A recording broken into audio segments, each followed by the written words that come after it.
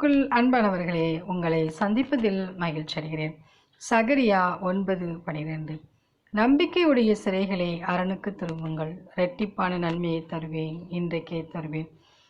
பிரியமானவர்களே, நம்முடைய தேவனாகிய கர்த்தர் நான் நம்பிக்கையோடு காணப்படும் போது தேவனாகிய கர்த்தர் நம் வாழ்வில் இரட்டிப்பான நன்மையை தருகிறார்.